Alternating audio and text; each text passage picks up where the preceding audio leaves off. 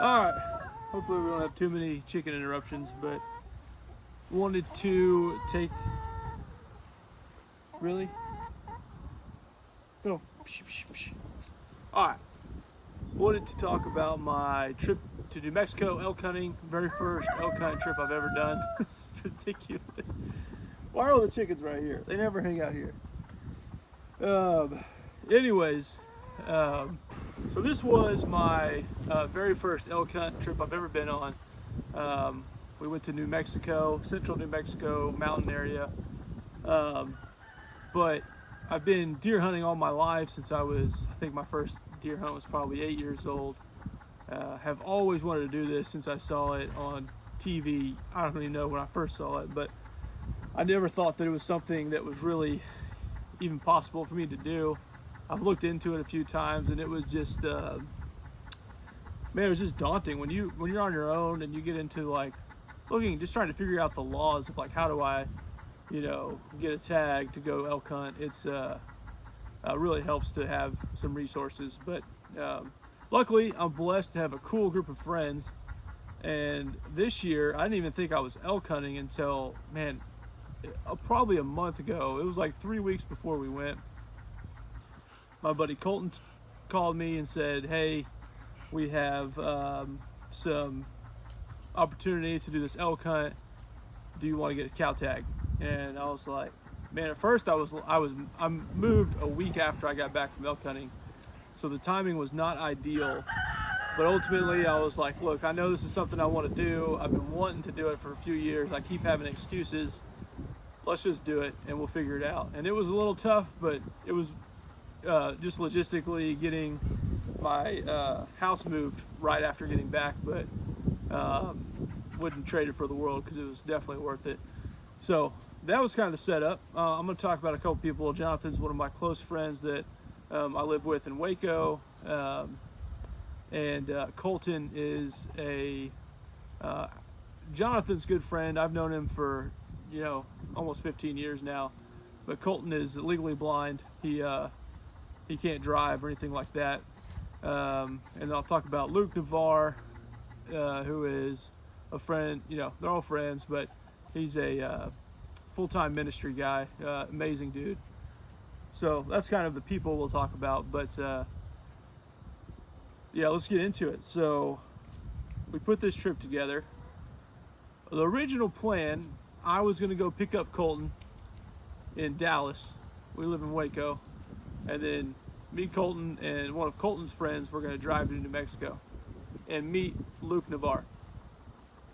About a week before we go, Jonathan had just had a baby. And so he wasn't going to ask his wife, hey, can I go on this elk hunting trip to New Mexico?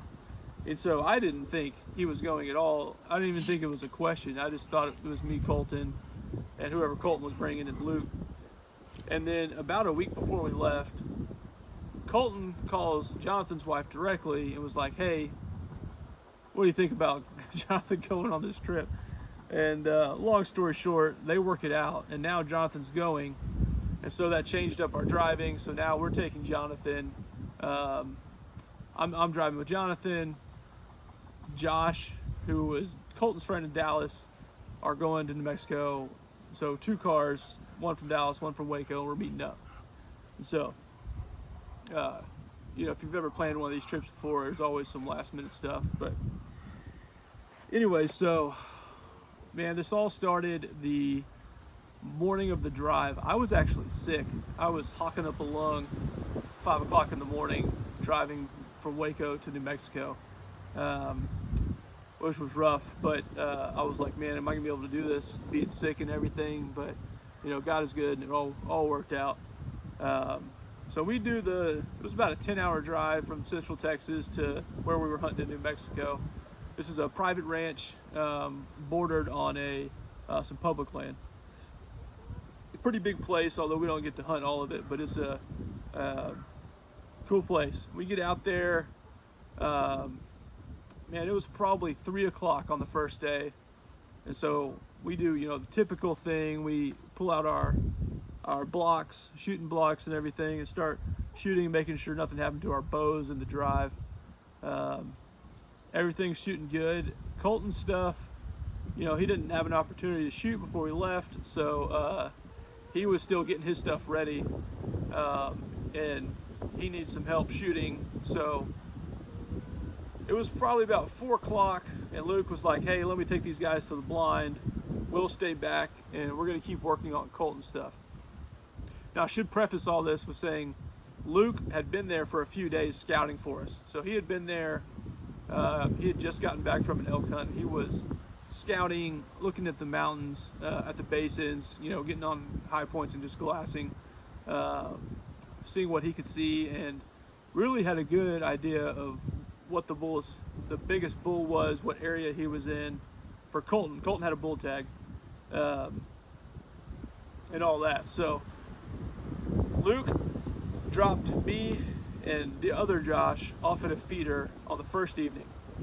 Now, when he set us down, I thought those guys weren't going to go hunting. I thought they were going to be figuring out that crossbow, shooting distances, tweaking for the rest of the day. But we'll find out soon that was not what happened. But anyways, we sat down, and as soon as we pull up on the feeder, we bump a bunch of mule deer. They were kind of hanging around the feeder, a bunch of mineral feeders on this private place. But we get there, and a very soft bump. He sets me up behind a pond dam, about 30, 40 yards away is the feeder, and I have to kind of stand up and look over the pond dam to see it. I don't have like a direct line of sight, but it was probably the best setup there. He gets me set up, and after he leaves, I get up and kind of glass a little bit, and I see those mule deer didn't even go 100 yards in the woods, and they just bedded down. And so I get some pictures, I'll put it up here, of a really big, nice mule deer that was just sitting there looking at me. He was probably 100 yards. Would have been a hard little stalk to get over there to him because there was a pond in between us. But anyways, cool mule deer. So, and that was the end of the action of the night for 2.5 hours. Now, I just start sitting, I'm not seeing anything, and I'm not a great sitter. It's something I'm trying to work at with my hunting. If I'm not seeing anything, you know, it's tough for me to stay in one spot and twiddle my thumbs for, you know, 3 or 4 hours at a time. So it's getting close to sunset, and like I said, I'm behind a pond dam. I'm like, you know what, let me just get around and see what I can see. Because at this point, I never really, outside of Estes Park in town, I've never seen an elk in the wild. You know, I'm from Texas. I don't get out to the mountains very much. I've done a mule deer hunt, and this was my second mountain hunt, first elk hunt. So I'm like, man, I really just want to see one in the wild, see what they look like. And so I stand up and I start walking around the little thicket behind the pond dam, kind of getting up and glassing behind me, looking at the mountain faces and all that. Moses, come here. Come here. Sorry, my dog's eating sticks. Sit, lay down. Lay down right here. Come here. Lay down. So I get up and start looking around the pond dam, and looking around, not seeing anything. It's getting close to dark. I've kind of written it off in my head, which you should never do hunting, that I'm just not going to see anything tonight. Always a mistake. You always want to expect that you're going to see something. So I glassing around, and I start hearing this crazy noise. I'm like, man, what is that? I was like, that's something running. And I look over the pond, down the tree line, and there is 20 elk running full sprint towards me, towards the feeder. My first thought was, I'm gonna have to flag them down to spook them because I'm about to get run over because they're not gonna see me behind this pond dam. I was thinking they got bumped and they're just gonna come running over this pond because the pond was dry and, you know, stampede me.